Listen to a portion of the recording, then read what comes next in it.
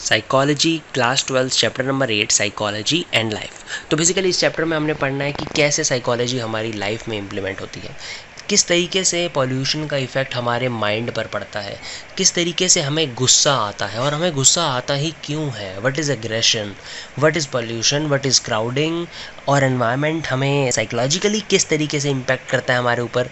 ये सब चीज़ें हम इस चैप्टर में बेसिक पढ़ने वाले हैं। तो सबसे पहले तो इस चैप्टर के अंदर हमें कुछ एनवायरनमेंट से रिलेटेड ही टर्म्स बताई गई हैं। तो सबसे पहले एनवायरनमेंट का मतलब क्या होता है, everything that surrounds us.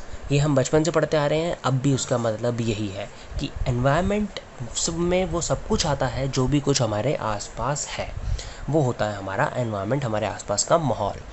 Environmental psychology उसके बाद दूसरी यहाँ पर टर्म है, ये थोड़ा सा लिखने में मिस्टेक हुई है, यहाँ पर है एनवायरमेंटल।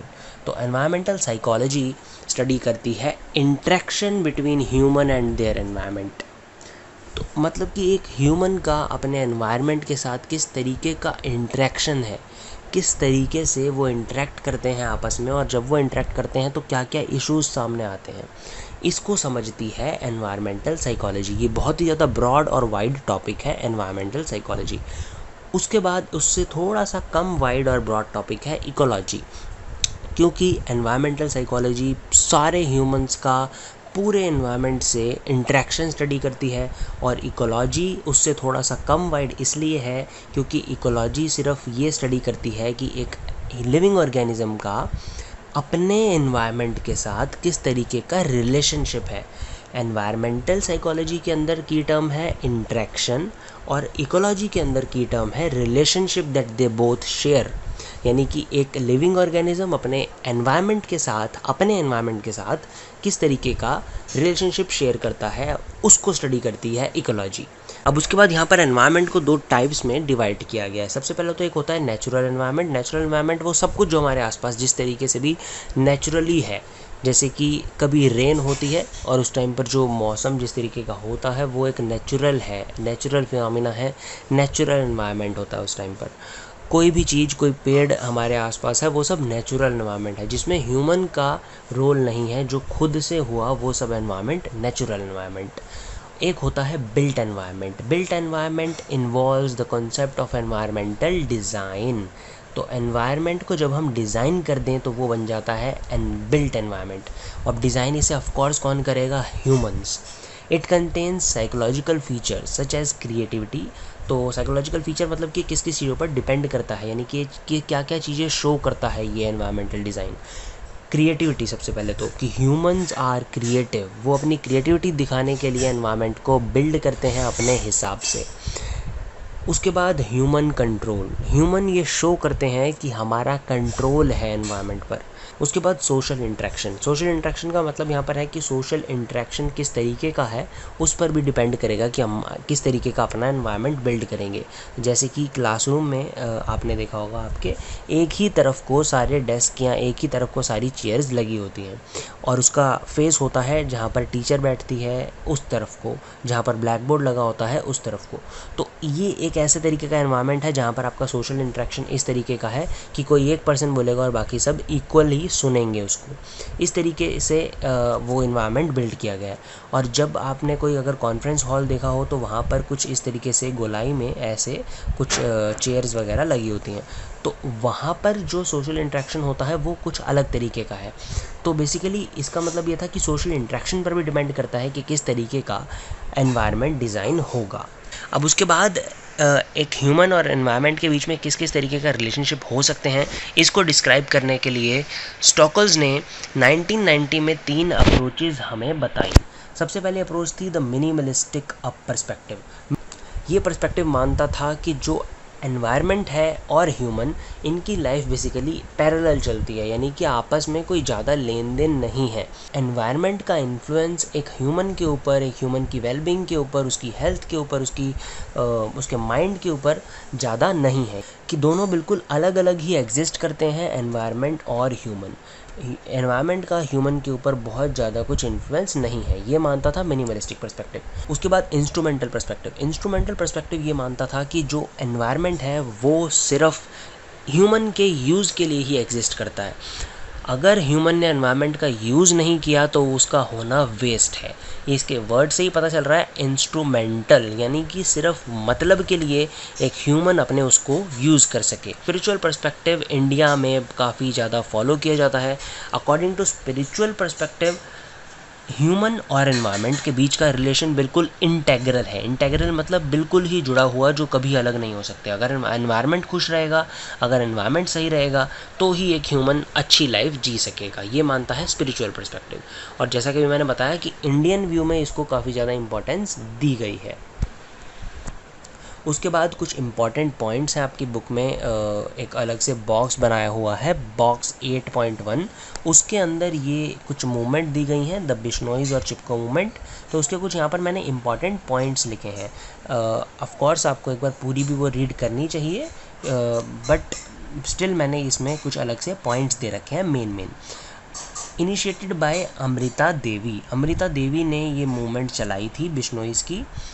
स्मॉल बिश्नोईज़ क्या थे? बिश्नोईज़ एक स्मॉल कम्युनिटी थी राजस्थान के कुछ लोगों की, जो लोग ट्रीज़ की बहुत ही ज़्यादा वैल्यू करते थे। इनके गुरु ने, इनका कोई गुरु मतलब होगा, तो उन्होंने 29 रूल्स दिए थे जिसको ये लोग फॉलो करते थे।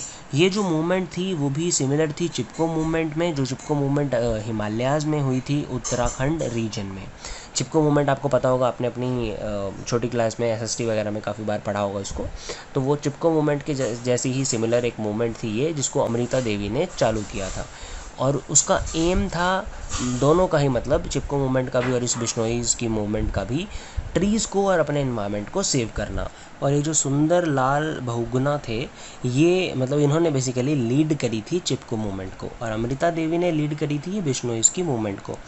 तो ये कुछ इंपॉर्टेंट पॉइंट्स थे जो आपके 8.1 बॉक्स के अंदर दी गए हैं। उसको आप पूरा भी रीड ऑफ कोर्स एक बार कर लेना। Environmental effects on human behaviour. Basically इस टॉपिक में हमने पढ़ना है कि किस किस तरीके से एनवायरनमेंट हमें इन्फ्लुएंस कर सकती है। तो सबसे पहला तो है इसमें परसेप्शंस। एनवायरनमेंट हमारे परसेप्शंस तक को बदल सकती है। हम किस तरीके से किस चीज़ को परसीव करेंगे, उसको भी एनवायरनमेंट इफ़ेक्ट कर सकती है। तो इसका बेस्ट एग्जांपल आप ले सकते हैं कि इग्लूज़ में जो लोग रहते हैं, मतलब स्नोज़ एरिया में ज़्यादा, उनको ऑफ कोर्स स्नो की नॉलेज हमसे ज़्यादा होती है। वो एक स्नो को देखकर ही पहचान जाएंगे कि हाँ ये ईटेबल है, ये इस तरीके की है, ये इस टाइप की स्नो है। पर एक लेमैन लाइक अस, वो इस बात को नहीं समझ पाएगा। तो मतलब कि एक परसेप्शंस पर भी हमारे बहुत ज़्यादा इम्पैक्ट होता है एनवायरनमेंट का। और हमारे इमोशंस पर तो ऑफ कोर्स एनवायरनमेंट का असर होता ही है। ये बात अगर आपने फील करी हो, आपका मूड थोड़ा सा भी ख़राब हो, पर सडनली बाहर बारिश होने लग जाए, अच्छा मौसम हो जाए, आप बाहर जाके खड़े हो बालकनी में या छत पर और ठंडी हवा चलने लग जाए, तो एक आपके अंदर पॉजिटिव इमोशंस आते हैं, आपका मूड ऑटोमेटिकली अच्छा हो जाता है। तो ये ऑफ कोर्स शो करता है कि एनवायरनमेंट का हमारी इमोशंस पर असर होता है। सिर्फ इमोशंस और परसेप्शंस ही नहीं, एनवायरनमेंट हमारे ऑक्यूपेशन तक को बदल सकता है। ऑक्यूपेशन मतलब जैसे कि हम जिस तरीके का काम करेंगे, तो अगर हमारा एनवायरनमेंट मतलब गांव वाले एरिया में हम रहते हैं, तो हमारा एनवायरनमेंट अब उस तरीके का है। अब गांव में जो लोग रहते हैं वो ज़्यादातर डिपेंड होते हैं एग्रीकल्चर सेक्टर पे, और जो सिटीज़ और शहरों वाले एरिया में रहते हैं वो ज़्यादातर डिपेंड होते हैं इंडस्ट्रियल वाले कामों में, फैक्ट्रीज़ वगैरह वाले कामों में। तो ये इस तरीके से एनवायरनमेंट हमारे ऑक्यूपेशन को इफेक्ट करती है, और ऑफ कोर्स हमारे लाइफस्टाइल को भी इफेक्ट करेगी। अगर हमारी ऑक्यूपेशन को इफेक्ट कर रही है, तो अगर हमारा लाइफस्टाइल मतलब अगर हम रह रहे हैं गाँव वाले एरिया में, तो हमारा लाइफस्टाइल ऑफ कोर्स कुछ उस तरीके का होगा, घुल मिल के रहने वाला होगा। और अगर हम एक शहर में रह रहे हैं तो हमारा लाइफस्टाइल अलग होगा। उसके बाद हमारे एटीट्यूड्स को भी इन्फ्लुएंस करता है हमारा एनवायरनमेंट। एटीट्यूड हमारा किसी चीज़ के बारे में कैसा बनेगा, पॉजिटिव होगा, नेगेटिव होगा, कितना पॉजिटिव होगा, कितना नेगेटिव होगा, कितना ज़्यादा हम उस चीज़ को एक्सेप्ट करेंगे, कितना नहीं करेंगे, ये भी हमारे एनवायरनमेंट पे डिपेंड करता है। तो बेसिकली ये इस तरीके से हमें एनवायरनमेंट इन्फ्लुएंस कर सकता है। उसके बाद एक टॉपिक है कि ह्यूमन का इन्फ्लुएंस क्या होता है एनवायरनमेंट के ऊपर। Human beings also exert their influence on environment for fulfilling their needs. हम अपनी नीड्स को पूरी करने के लिए एनवायरनमेंट पर अपना इन्फ्लुएंस करते हैं। They exhibit their control over the environment to get quality of life, but actually they are worsening it. हम सोचते हैं कि हमें क्वालिटी ऑफ लाइफ मिलेगी एनवायरनमेंट के साथ उंगली करके, एनवायरनमेंट को छेड़ कर, पर हम इसको एक्चुअली में गलत कर रहे होते हैं, हम इसे वर्सन कर रहे हैं। यही आज जो हमारे साथ हो रहा है वो भी कहीं ना कहीं आई थिंक इसी का ही नतीजा है। ये जो हम घर में आज बैठे हैं सब लॉकडाउन की वजह से, और ये जो वायरस एंड ऑल ये सब चीज़ें हो रही हैं हमारे आसपास, ये भी कहीं ना कहीं इसी वजह से है, क्योंकि ह्यूमन ने एनवायरनमेंट को बहुत ही ज़्यादा तंग करा था। तो हम सोचते तो हैं कि हम अपनी अच्छी क्वालिटी ऑफ लाइफ के लिए ये सब कर रहे हैं, बट कहीं ना कहीं हम सिचुएशन को वर्सन ही कर रहे होते हैं। अब जो ये इन्फ्लुएंस ह्यूमन डालता है, मतलब कि जो भी कुछ दिक्कतें, जो भी कुछ हरकतें ह्यूमन करता है एनवायरनमेंट के साथ, उसी की वजह से फिर इन्वायरमेंट भी अपना रिस्पॉन्स बैक देती है, और जो एनवायरनमेंट रिस्पॉन्स बैक देती है उसी को बोलते हैं एनवायरमेंटल स्ट्रेसर्स। एनवायरमेंटल स्ट्रेसर में सबसे पहला है नॉइज़, फिर पॉल्यूशन, फिर क्राउडिंग, फिर नेचुरल डिज़ास्टर्स। एनवायरमेंटल स्ट्रेसर है नॉइज़। नॉइज़ एक आपको पता होगा, मतलब नॉइज़ वो शोर जिसे हम बोलते हैं, तो वो अनकम्फर्टेबल ऑफ कोर्स होता है, हमें ज़्यादा हद तक वो रहे तो हियरिंग लॉस भी कर सकता है, रिड्यूस कर सकता है हमारी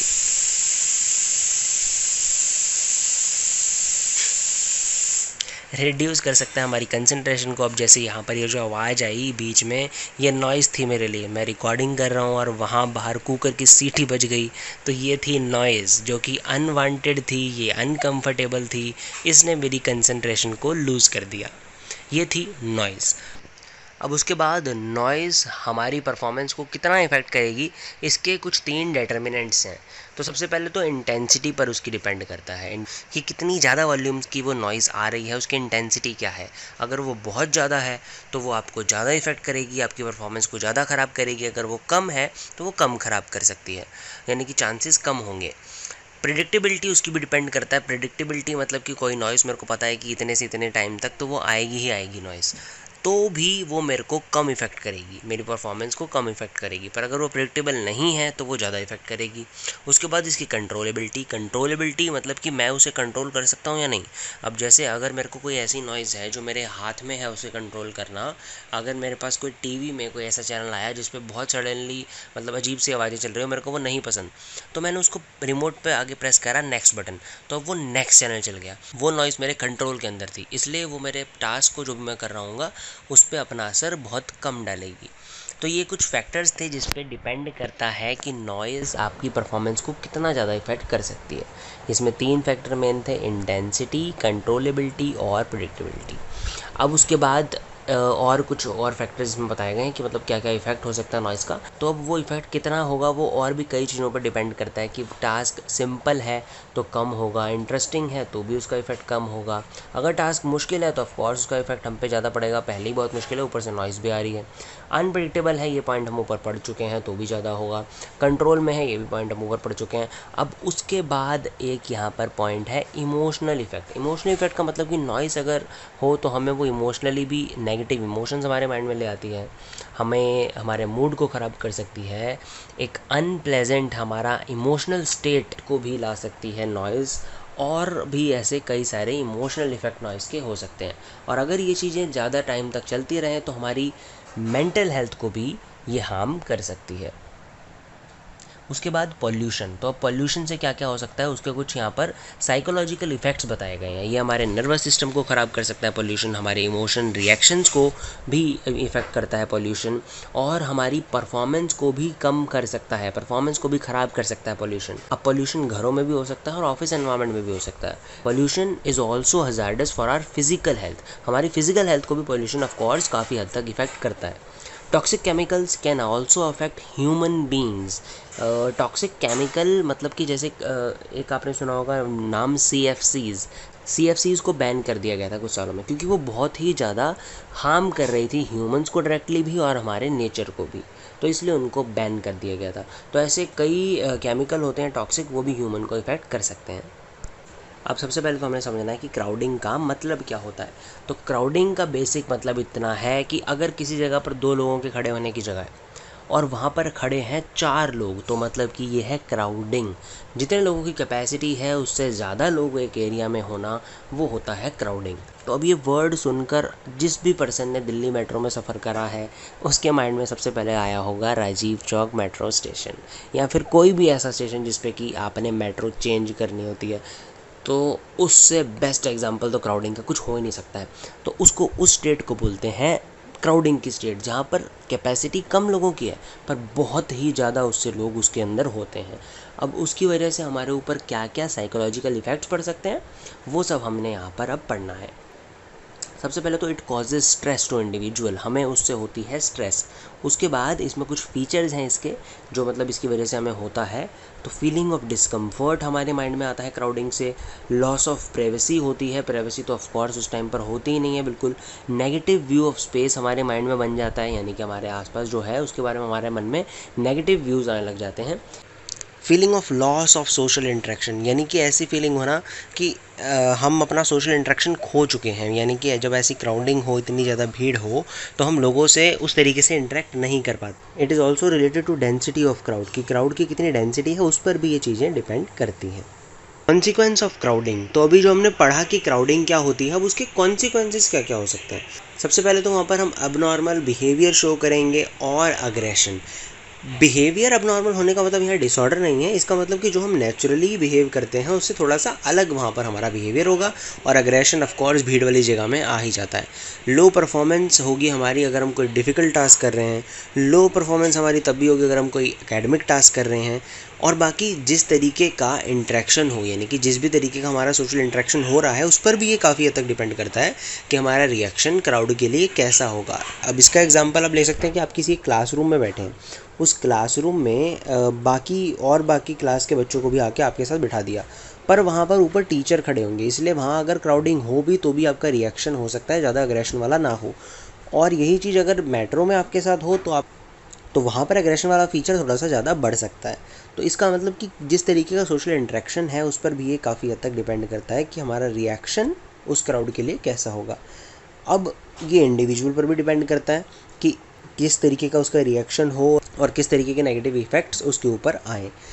अब ये क्यों हो सकता है, ये डिफरेंसेस को एक्सप्लेन करने के लिए आगे ये दो टर्म्स लिखी हैं कि क्यों मतलब ये इस मामले में इंडिविजुअल आपस में डिफर करते हैं। क्राउडिंग टॉलरेंस जिनमें ज़्यादा होती है उनको ये फील ही नहीं होता कि यहाँ पर ज़्यादा कुछ भीड़ भी है। यानी कि अगर आप पहली बार मेट्रो में जा रहे हैं तो आपको हो सकता है लगे कि हाँ ये बहुत ज़्यादा भीड़ है और ये सब, पर अगर आप एक बार डेली उसमें जाने लग जाएं, जैसे कि जो मेट्रो के डेली पैसेंजर्स हैं उनको ये चीज़ ज़्यादा फील नहीं होती, उनके ऊपर नेगेटिव इफेक्ट कम होते हैं इस चीज़ के, क्योंकि उनको आदत है इस चीज़ की, उनके अंदर क्राउडिंग टॉलरेंस डेवलप हो चुकी है।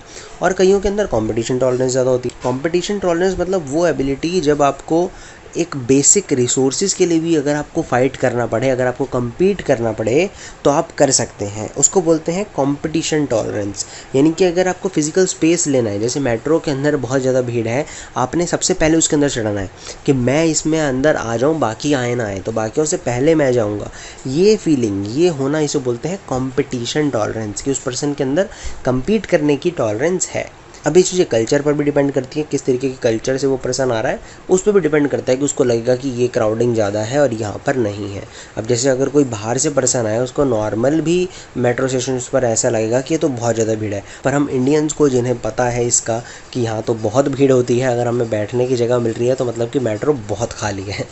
तो इसका मतलब कि ये हमारे कल्चर पर भी कहीं ना कहीं डिपेंड करता है कि हम किस तरीके से देखते हैं क्राउड को, कि क्राउडिंग है भी या नहीं। अब उसके बाद आता है पर्सनल स्पेस। पर्सनल स्पेस का मतलब क्या होता है? Interpersonal physical distance. Edward hall ने हमें बताया ये 4 तरीके के डिस्टेंसेस, यानी कि इंटीमेट डिस्टेंस एक होता है अप टू 18 इंचेस, इसके अंदर ज़्यादातर वही लोग आ सकते हैं जो हमारे बहुत क्लोज हैं। उसके बाद एक पर्सनल डिस्टेंस होता है, इसमें नॉर्मल हमारे फ्रेंड्स वगैरह सब कुछ आते हैं, सारे सोसाइटी जिनसे हम लिंक करते हैं, इंटरेक्ट करते हैं डेली बेसिस पे या कभी कभी। उसके बाद सोशल डिस्टेंस, यहाँ पर बिल्कुल ही अननोन स्ट्रेंजर्स की बात करी गई है। उसके बाद पब्लिक डिस्टेंस, जिसमें कोई एक पर्सन स्पीच दे रहा है और बाकी बहुत सारे लोग दूर बैठे सुन रहे हैं, ये होता है 10 फीट से लेके इन्फिनिटी तक। तो ये सब है अकॉर्डिंग टू एडवर्ड हॉल। इसका मतलब ये नहीं है कि अगर कोई आपके 18 इंचेस से के अंदर आ गया तो वो आपके बहुत क्लोज है। ये डिस्टेंसेस मेंटेन किए जाते हैं वॉलंटरली, तो यानी कि ये मैटर करते हैं पर्सन टू पर्सन कि कौन इसको फॉलो करेगा कौन नहीं करेगा। और ये अकॉर्डिंग टू एडवर्ड हॉल है कि इतने डिस्टेंस पे ये लोग आते हैं। अब इसको पढ़ना क्यों ज़रूरी है या why this concept is needed, तो ये इसलिए ज़रूरी है क्योंकि सबसे पहले तो हमें बताता है कि क्राउडिंग का इफ़ेक्ट क्या क्या हो सकता है। कि अगर कोई ऐसा पर्सन जो हम नहीं चाहते वो हमारे 18 इंचेस के अंदर आए, यानी कि हमारे इंटीमेट डिस्टेंस में आए, तो उससे हमारे ऊपर क्या साइकोलॉजिकल इफेक्ट पड़ेगा। It tells us about our social relationships. तो यानी कि अगर दो लोग आपस में काफ़ी पास खड़े हैं या दूर खड़े हैं, तो हम बता सकते हैं कि उनके बीच का एक रिलेशन बेसिक कुछ ये इस टाइप का होगा कि ये पब्लिक स्पेस में खड़े हैं, ये सोशल डिस्टेंस में खड़े हैं, ये पर्सनल डिस्टेंस में खड़े हैं, इंटीमेट डिस्टेंस में खड़े हैं। Gives idea to modify physical space in our court, यानी कि अपने आसपास का फिजिकल स्पेस हमने कैसे रखना है, उसको कैसे मॉडिफाई करना है, इसका भी ये हमें आइडिया एक दे देता है। तो इसलिए ये कॉन्सेप्ट पढ़ना नीडेड है। अब उसके बाद है नेचुरल डिज़ास्टर। अभी तक हम 3 पॉइंट्स को कवर अप कर चुके हैं, एक नॉइज़, दूसरा पॉल्यूशन, तीसरा क्राउडिंग, और अब फोर्थ है नेचुरल डिज़ास्टर्स। तो नेचुरल डिज़ास्टर होते क्या हैं ये तो हम सबको पता है। कोई भी आपदा मतलब इसे बोलते हैं प्राकृतिक आपदा, यानी कि जिस पर ह्यूमन का कंट्रोल ना हो और वो नेचर में अपने आप ही हो जाए, जैसे कोई ड्रॉट आ जाए, अर्थक्वेक आ जाए, एटसेट्रा एटसेट्रा। इन सब चीज़ों को बोला जाता है नेचुरल डिज़ास्टर्स। तो अब इसकी वजह से क्या क्या हो सकता है वो हमने पढ़ना है। तो एक जो मोस्ट कॉमन साइकोलॉजिकल डिसऑर्डर है जो इसकी वजह से होता है वो है PTSD, post traumatic stress disorder. इसके अंदर बेसिकली हमें फ्लैशबैक्स आते हैं या कोई भी जो मतलब ऐसा एक्सपीरियंस हमें हुआ हो ट्रॉमेटिक, उससे रिलेटेड मेमोरीज हमें बार बार आती रहती हैं, फ्लैशबैक्स आते रहते हैं माइंड में, और हम उससे ओवरकम नहीं कर पाते। ये सब होता है PTSD के अंदर, पोस्ट ट्रॉमेटिक स्ट्रेस डिसऑर्डर। अब उसके बाद इफ़ेक्ट्स ऑफ नेचुरल डिज़ास्टर क्या क्या होते हैं हमारे ऊपर। लॉस ऑफ एवरीथिंग, सब कुछ हम खो देते हैं। लॉस ऑफ बिलोंगिंग और लव्ड वंस, ये भी हो सकता है। ट्रॉमेटिक एक्सपीरियंसेस कुछ होते हैं ऑफ कोर्स। उसके बाद अब PTSD के भी कुछ फीचर्स हैं स्पेसिफिक कि PTSD डिसऑर्डर के अंदर क्या क्या होता है। सबसे पहले तो उसके अंदर होता है इमीडिएट रिएक्शन। इमीडिएट रिएक्शन के अंदर आता है डिनायल फेज़। जैसे अगर किसी ने कोई नेचुरल डिज़ास्टर फेस किया, अब वो अपना घर बार सब उसका टूट गया, बिखर गया, बर्बाद हो गया, अब वो इसको एक्सेप्ट ही ना करे कि हम मेरे साथ कुछ ऐसा हुआ है। ये सब चीज़ें होती हैं इनिशियल फेज़ के अंदर, इमीडिएट रिएक्शन में। उसके बाद उसके कुछ फिजिकल रिएक्शंस होते हैं, यानी कि बॉडीली रिएक्शंस बॉडी में काफ़ी सारे होते हैं। फिर इमोशनल रिएक्शंस होते हैं, और कॉग्निटिव और साइकोलॉजिकल रिएक्शंस भी बॉडी के अंदर होते हैं। तो ये कुछ फीचर्स हैं ऐसे ऐसे कि ये सब चीज़ें होती हैं PTSD डिसऑर्डर के अंदर। अब उसके बाद इंटेंसिटी कितनी होगी, यानी कि कितना ज़्यादा किसी पे अफेक्ट होगा ये चीज़, वो डिपेंड करता है कि कितना सीवियर हो वो डिसऑर्डर, एक पर्सन की कोपिंग एबिलिटी कैसी हैं, और किस किस तरीके से वो पर्सन मैनेज करता है। और बाकी कुछ ऐसे और भी एक्सपीरियंसेस हो सकते हैं उसकी लाइफ में, पास्ट एक्सपीरियंसेस, इस मतलब ट्रेजेडी से पहले के एक्सपीरियंसेस जो कि स्ट्रेसफुल हों, तो उन पर भी ये सब चीज़ें डिपेंड करती हैं। अब उसके बाद कोई वेज़ हैं इसको मिनिमाइज़ करने के कि मतलब इसका कितना कम से कम इफेक्ट हो पाए। तो सबसे पहले तो है उसमें वार्निंग। वार्निंग मतलब कि या तो कोई गवर्नमेंट या कोई ऐसी ऑर्गेनाइजेशन पहले से वार्न कर दे कि हाँ यहाँ पर ऐसा कोई डिज़ास्टर आ सकता है, तो ऑफकोर्स उसका इफ़ेक्ट काफ़ी कम हो जाएगा, लोग अपना ध्यान पहले से ही रखने लग जाएंगे। और उस वार्निंग के बाद लोगों को सेफ्टी मेजर्स लेने चाहिए, ये हम करें ये हम ना करें, ऐसे कुछ सेफ्टी मेजर्स हमें लेने चाहिए। उसके बाद ट्रीटमेंट ऑफ साइकोलॉजिकल डिसऑर्डर्स, यानी कि जब ऐसा कोई नेचुरल डिज़ास्टर आए तो उसके बाद ट्रीटमेंट हो ढंग से PTSD वगैरह ऐसे डिसऑर्डर्स की जो कि इन डिज़ास्टर्स की वजह से हो सकते हैं। तो इस तरीके से इसके कॉन्सिक्वेंसेस को हम मिनिमाइज़ कर सकते हैं। अब सबसे पहले तो पॉवर्टी का मतलब क्या है। In social and psychological point of view, economic and other physical aspects tells only small part about the story of poverty. यानी कि सोशल और साइकोलॉजिकल पॉइंट ऑफ व्यू के हिसाब से सिर्फ इकोनॉमिक सेंस से हम पॉवर्टी को नहीं देख सकते। ये बहुत ही एक छोटा प्रोपोर्शन है पॉवर्टी का। पॉवर्टी में इससे अलावा भी और भी कई सारे पॉइंट्स होते हैं, जैसे कि एक सेंस ऑफ डेप्रीवेशन उनके मन में होती है। सोशली डिसएडवांटेज वो लोग बहुत फील करते हैं, यानी कि उनको अपॉर्चुनिटीज़ नहीं दी जाती, और सोसाइटी में जो नॉर्मल बाकियों को एडवांटेज मिलती हैं उनको वो नहीं दी जाती। और डेप्रीवेशन एक इस तरीके की फीलिंग होती है जिसमें वो एक पर्सन फील करता है कि जो चीज़ उसको डिज़र्विंग है, मतलब वो जो उसको चाहिए, जो उसको मिलनी बनती है, पर उसे वो चीज़ नहीं मिल पाती। और पॉवर्टी एक ऐसी स्टेट है जिसमें एक पर्सन नेसेसरी रिसोर्सेज भी एक्वायर नहीं कर पा रहा है, जो उसको ज़िंदा रहने के लिए चाहिए वो रिसोर्सेज भी वो पर्सन नहीं ले पा रहा, वो स्टेट होती है पॉवर्टी की। उसके बाद सोशल डिसएडवांटेज जब चलता रहता है काफ़ी लंबे टाइम तक, कास्ट एट्सेट्रा इन चीज़ों की वजह से, इससे फर्दर प्रॉब्लम लीड होती है डिस्क्रिमिनेशन की। अब यहाँ पर कुछ इफ़ेक्ट्स बताए गए हैं कि पॉवर्टी और डेप्रीवेशन के क्या क्या इफ़ेक्ट हो सकते हैं। तो सबसे पहले तो वो एक पर्सन की मोटिवेशन डाउन कर देता है, उसकी एक पर्टिकुलर तरीके की पर्सनैलिटी बना देता है और सोशल बिहेवियर भी बना देता है। सोशल बिहेवियर में आप ये एग्जांपल ले सकते हैं कि जैसे जो ज़्यादातर होमलेस लोग होते हैं वो अग्रेसिव बिहेवियर ही शो करते हैं रैंडम लोगों के प्रति। इसके पीछे रीज़न होता है क्योंकि वो लोग अपनी इनसिक्योरिटीज़ को हाइड कर रहे होते हैं अपने अग्रेशन के पीछे। तो इस तरीके की उनकी एक पर्सनैलिटी बन जाती है, सोशल बिहेवियर भी ऐसा बन जाता है और मोटिवेशन उनकी बिल्कुल ख़त्म हो जाती है उस स्टेट से बाहर निकलने की, कि हम पॉवर्टी से कभी बाहर निकल भी पाएंगे। इस तरीके का कोई थॉट भी उनके माइंड में बिल्कुल नहीं आता। और थॉट ऐसे नहीं आते, इसी वजह से उनकी कॉग्निटिव प्रोसेस भी हमसे काफ़ी अलग होती है और इस पॉवर्टी और डेप्रिवेशन की वजह से उनकी कॉग्निटिव प्रोसेस को और मेंटल हेल्थ को भी बहुत इफ़ेक्ट होता है। उसके बाद अब कुछ मेजर कॉजेज़ क्या हो सकते हैं पॉवर्टी के। तो poor themselves are responsible for poverty. ये एक व्यू है जो मानता है कि पुअर लोग यानी कि गरीब लोग खुद ही रिस्पॉन्सिबल हैं अपनी पॉवर्टी के लिए। इसके अंदर वो लोग आर्ग्यूमेंट्स करते हैं कि इन लोगों की खुद की मोटिवेशन ही डाउन हो जाती है। इनको जो जो अपॉर्चुनिटीज़ गवर्नमेंट या कोई भी प्रोवाइड करता है ये लोग उसको एक्सेप्ट ही नहीं करते। इनकी एक आदत ही ये बन जाती है कि हमने मांग के ही खाना है। तो इस तरह से ये कई लोग ये भी मानते हैं कि पुअर खुद भी रिस्पॉन्सिबल होते हैं अपनी इस पॉवर्टी के लिए। उसके बाद एक पॉइंट है कल्चर ऑफ पॉवर्टी। अब कल्चर ऑफ पॉवर्टी का मतलब है कि ये जनरेशन वाइज इनका चलता रहता है कि अगर माँ बाप गरीब हैं, माँ बाप ने भीख मांग कर ही सब कुछ कमाया खाया पिया है, हम भी ऐसे ही अपनी लाइफ को जिएंगे। हमारे अंदर वो मोटिवेशन ही नहीं होती कि हम अपनी लाइफ बदल सकते हैं। ये कल्चर वाइज ही पॉवर्टी चलती रहती है जनरेशन टू जनरेशन, कि गरीब का बच्चा गरीब, उसके आगे उसका बच्चा फिर गरीब। तो इसको बोलते हैं कल्चर ऑफ पॉवर्टी। उसके बाद economic, social and political factors together account for poverty. अब कई बार इकोनॉमिक भी ऐसे हालात बन जाते हैं, सोशल ऐसे हालात बन जाते हैं और political factors of course government की पॉलिसीज़ वगैरह इसमें बहुत मायने रखती हैं कि एक कंट्री में कितनी पॉवर्टी हो और कितनी ना हो। The geographic region in which one lives, इस पर भी डिपेंड करती है पॉवर्टी, मतलब कि वो पर्सन होगा या नहीं। अब जैसे जिसका काम बारिश पर डिपेंड हो, कोई ऐसा काम हो जो बारिश या रेनी सीजन्स पर डिपेंड हो, अगर वो पर्सन किसी ऐसे एरिया में रह रहा हो जहाँ पर कि भरपूर बारिश होती है, तो वो पर्सन पॉवर्टी लाइन के नीचे नहीं होगा, वो हो सकता है अपना काम चला ले। पर अगर वो किसी ऐसे एरिया में रहने लग जाए जहाँ पर कि बारिश ही कम होती है या ऐसा गर्मी वाला सिर्फ माहौल है, तो ऑफ कोर्स वहाँ पर ज़्यादा चांसेस हैं कि वो पर्सन पॉवर्टी लाइन के नीचे आ जाए। उसके बाद एक पॉइंट है poverty cycle. Poverty begets poverty. Poverty cycle एक ऐसी साइकिल होती है कि सबसे पहले तो उन लोगों के पास रिसोर्सेज कम होते हैं, गरीबों के पास। उसके बाद वो लोग रिसोर्सेज कम होने की वजह से उनकी हेल्थ और एजुकेशन ये सब चीज़ें भी उनकी कम रह जाती हैं। अब हेल्थ फैक्टर्स और एजुकेशन उनकी कम है तो इसलिए उनको कोई अच्छी जॉब नहीं मिल पाती, उनको कोई जॉब नहीं मिल पाती, इस वजह से उनकी रिसोर्सेज यानी कि इनकम भी कम रह जाती है। तो इस तरीके से एक पॉवर्टी साइकिल कंटिन्यूसली चलती रहती है कि को कहा जाता है पॉवर्टी साइकिल, कि पॉवर्टी ही पॉवर्टी का कारण बनती रहती है। अब ये कुछ पॉइंट्स हैं कि किस तरीके से आप पॉवर्टी को एलिमिनेट कर सकते हैं।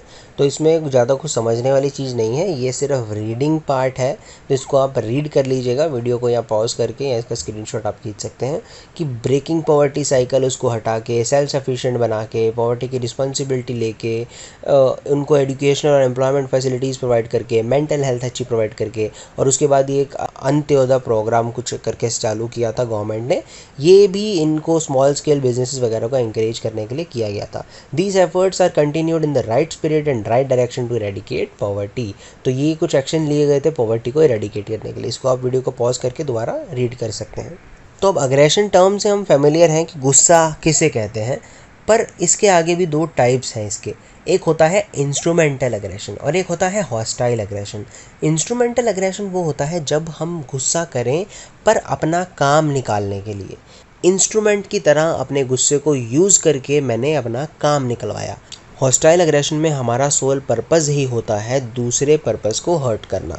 उस पर्सन को हम जब इंटेंशनली हर्ट करना चाहें और उस पर गुस्सा करें, वो होता है hostile aggression. Another important terms are violence and peace. अब वायलेंस में हम किसी को हार्म नहीं करते हैं, वायलेंस अग्रेशन से थोड़ा सा अलग है। जैसे अगर मैं किसी को थप्पड़ मार दूं तो वो होगा अग्रेशन, पर अगर मैं अपनी ही बाइक को, जैसे मेरी बाइक स्टार्ट नहीं हो रही, अब उसको हम गुस्से से कई बार, बहुत बार उसको ऑन करने की कोशिश करते हैं, अब ना स्टार्ट हो तो कई बार हम गुस्से में आके बाइक को अपनी लात मार दी या बाइक को ऐसे करके धक्का मार दिया थोड़ा सा, वो चीज़ होती है वायलेंस, कि मैंने वायलेंस करी पर किसी को मैंने हार्म नहीं किया, किसी को मैंने दुख नहीं पहुंचाया, वो सिर्फ मैंने अपना एक गुस्सा निकाला, अपना सिर्फ अग्रेशन मैंने लेट आउट किया बिना किसी को हार्म करे, वो होती है वायलेंस। उसके बाद कॉजेज़ ऑफ अग्रेशन। सबसे पहले तो एक अग्रेशन एक पर्सन की इनबॉर्न टेंडेंसी होती है, जब से बच्चा पैदा होता है तब से ही उसके अंदर एक ये टेंडेंसी इनबॉर्न होती है अग्रेशन की। दूसरा, फिजियोलॉजिकल मैकेनिज़्म हमारी बॉडी का ही इस तरीके से बना है कि हम गुस्सा करेंगे ही करेंगे। तीसरा, उसके चाइल्ड रियरिंग पर भी ये चीज़ डिपेंड कर सकती है। चाइल्ड रियरिंग का मतलब होता है किस तरीके से बच्चे को पाला गया है। तो अगर अब उसके आसपास उसके फैमिली में उस बच्चे के ज़्यादा लोग अग्रेशन में बिलीव करते हैं, ज़्यादा लोग गुस्से से बात करने वाले हैं, तो ऑफकोर्स वो बच्चा भी ज़्यादा गुस्सा करेगा। उसके बाद फ्रस्ट्रेशन की वजह से भी अग्रेशन हो सकता है। इसकी को एक्सप्लेन करने के लिए एक थ्योरी है, frustration aggression theory. Frustration aggression theory ये मानती है कि फ्रस्ट्रेशन की वजह से ही हमें अग्रेशन हो सकता है, कि हमें किसी बात से फ्रस्ट्रेट हम हो गए तो उस वजह से भी अग्रेशन लेड हो सकता है। पर अग्रेशन होने के और भी कई अलग सिचुएशनल फैक्टर्स भी हो सकते हैं, ज़रूरी नहीं है सिर्फ फ्रस्ट्रेशन की वजह से ही हमें अग्रेशन हो। तो सिचुएशनल फैक्टर्स जैसे कि लर्निंग, हम गुस्सा करना सीखते हैं ज़्यादातर, कि हमारे आसपास लोग कर रहे हैं तो हम भी ज़्यादा चांस है कि हम अग्रेसिव हो जाएं। और लर्निंग में ही एक पार्ट हो गया अब ऑब्जर्विंग, कि हमने आसपास से सीख लिया, ऑब्जर्व करके कि हमारे आसपास भी ऐसे हैं तो हमने भी वही मॉडल को अडॉप्ट कर लिया। Anger provoking actions by other, यानी कि अगर आपको कोई सामने से थप्पड़ मारेगा तो ऑफकोर्स आप भी उसे थप्पड़ लगाओगे, चांस हैं इस बात के। Availability of weapons of aggression. अब अगर आपको पता है कि आपके पास घर पर कोई हथियार पड़ा है, यहाँ पर वेपन का मतलब एक्चुअल वेपन ही है, कि अगर आपके पास कोई घर पर ऐसा वेपन पड़ा है जिसको आप यूज़ कर सकते हैं, तो भी एक माइंड में वो फीलिंग आ जाती है अग्रेसिव वाली, कि हाँ मेरे पास चांस है तो इसलिए मैं कर लूँ। पर्सनैलिटी फैक्टर आपका ऑफ कोर्स डिपेंड करता है कि आपकी पर्सनैलिटी कैसी है। अगर आपका नेचर ही अग्रेसिव है बचपन से ही, तो भी आप हो सकता है कि ज़्यादा अग्रेसिव बिहेवियर शो करो। कल्चरल फैक्टर में वही अगेन फैमिली वाली बात आ गई कि आपका कल्चर किस तरीके का है, अगर उसमें ज़्यादा लोग अग्रेसिव हैं तो भी आप ज़्यादा एग्रेशन शो करेंगे। इसमें एक इम्पॉर्टेंट टर्म है डिस्प्लेसमेंट। डिस्प्लेसमेंट एक ऐसा फिनोमिना है, ये आप लोगों ने भी कई बार फील किया होगा। ये तब होता है जब कोई पर्सन, जैसे अगर आपको मान लो गुस्सा आए अपने मदर पर या फादर पर, अब आप उन पर तो अपना गुस्सा निकाल नहीं सकते, तो आपका बचता है छोटा भाई या बहन, आप अपना गुस्सा उस पर निकाल लेते हो। इस चीज़ को बोलते हैं डिस्प्लेसमेंट। जब आप अपना गुस्सा किसी ऐसे पर्सन पर या ऐसी जगह पर निकालें जहाँ पे आपको पता है कि आगे से आपके खिलाफ एक्शन नहीं लिया जाएगा या कम उसके चीज़ के रेपरकशन होंगे, तब आप उस जगह पर जब गुस्सा निकालते हैं उसको कहा जाता है डिस्प्लेसमेंट। अब उसके बाद कुछ स्ट्रैटेजीज़ यहाँ पर दी गई हैं कि एग्रेशन और वायलेंस को हम कैसे कम कर सकते हैं। सबसे पहले तो नो रिवार्ड फॉर एग्रेशन, हम रिवार्ड ना करें एग्रेशन के लिए। जैसे आपने देखा होगा इंडियन पेरेंट्स में स्पेशली बच्चों को ये बोला जाता है कि अगर आप बाहर से लड़के आए हो तो उसने तेरे एक मारा तो उसको दो चाटे क्यों नहीं मारे। तो इस तरीके की चीज़ें हमें बिल्कुल नहीं करनी चाहिए, इससे भी हम अग्रेशन को रोक सकते हैं। Opportunities to observe aggression should be reduced, यानी कि ऐसी अपॉर्चुनिटी ही नहीं देनी चाहिए हमें बच्चों को या किसी को भी कि वो इस एग्रेशन को ऑब्जर्व कर पाएँ, यानी कि उनके आसपास हमें ये चीज़ नहीं करनी चाहिए। नो पॉवर्टी और सोशल इनजस्टिस, पॉवर्टी की वजह से भी अग्रेशन बढ़ता है। सोशल इनजस्टिस हो सोसाइटी में तो भी वहाँ पर अग्रेशन ज़्यादा होगा। तो अगर हम ये दोनों चीज़ें ही एलिमिनेट करते हैं अपनी सोसाइटी से तो भी हम अग्रेशन को कम कर सकते हैं। Inculcate positive attitude towards peace, लोगों का पॉजिटिव एटीट्यूड होना चाहिए पीस के लिए, एटसेट्रा एटसेट्रा। इस तरीके की और भी कई बातें आप इसमें ऐड कर सकते हैं। उसके बाद अब हेल्थ क्या होती है, ये लास्ट एक दो टॉपिक अब इसमें बचे हैं। It is now considered that various health outcomes are not only a function of disease but the way we think and behave, कि ये सिर्फ डिज़ीज़ पे डिपेंड नहीं करता, हम कैसे सोचते हैं और कैसे बिहेव करते हैं उस पर भी डिपेंड करता है कि हमारी मेंटल हेल्थ कैसी है। It's definition bye WHO include biological, psychological and social aspects of health. यानी कि सिर्फ हमारे फिजिकल एस्पेक्ट्स पर डिपेंड नहीं है, ये बायोलॉजिकल, साइकोलॉजिकल और सोशल एस्पेक्ट पर भी हमारी हेल्थ डिपेंड करती है। It focuses not only on physical but also on mental and spiritual aspects of health. और एक ये फैक्ट है यहाँ पर दिया आपकी बुक में कि डिफरेंस माना गया है कि डेवलपिंग कंट्रीज़ में अलग तरीके की बीमारियाँ होती हैं और डेवलप्ड कंट्रीज़ में अलग तरीके की बीमारियाँ होती हैं। ये एक फैक्ट आपकी बुक में बताया गया था। इम्पैक्ट ऑफ टेलीविज़न और आवर बिहेवियर, तो यहाँ पे अब ये कुछ बेसिक सी चीज़ें बताई गई हैं कि इम्पैक्ट क्या हो सकता है टेलीविज़न का। सबसे पहले तो टेलीविज़न हमें इंफोटेनमेंट देता है। यहाँ पर एक पॉजिटिव चीज़ बताई है इसमें कि इंफॉर्मेशन और एंटरटेनमेंट, इसको प्लस करके बन गया इंफोटेनमेंट। तो ये हमें अट्रैक्टिव वे में प्रोवाइड करता है टेलीविज़न। इट में affect children's ability to concentration कम कर देता है टेलीविज़न। अग्रेसिव बिहेवियर भी हो सकता है, क्योंकि हम टीवी में कई बार ऐसी चीज़ें देखते हैं जिसमें अग्रेशन ज़्यादा शो हो। An important term called catharsis is used for defining the aggression effect by watching violence. जैसे कैथारसिस का मतलब हुआ कि आपके मन के अंदर कोई फीलिंग्स हों पहले से, पर आपको वही चीज़ दिख जाए किसी मूवी में कि उस पर्सन ने भी कुछ ऐसी सिचुएशन उसकी लाइफ में हुई जैसी आपकी लाइफ में है, तो उसने अपना गुस्सा इस वे में निकाला, तो हो सकता है आप भी वो चीज़ कर दें। उसको बोला जाता है कैथारसिस। एक ही झटके में अपने इमोशंस को लेट आउट करना, वो होता है catharsis. Consumerist attitude is developed. Consumerist attitude होता है कि जिस चीज़ की आपको नीड भी नहीं है, वो भी टीवी आपको ये बिलीव करवा देता है कि हाँ आपको इस चीज़ की नीड है और आपको ये ख़रीदना ही पड़ेगा। ये होता है कंज्यूमरिस्ट एटीट्यूड। तो ये सब था इस चैप्टर के अंदर। ये हम सारे टॉपिक्स कवर कर चुके हैं। अगर ये वीडियो आपको यूज़फुल लगी हो तो please like and share this with all your friends, और चैनल को सब्सक्राइब करना बिल्कुल मत भूलना। Thank you so much guys.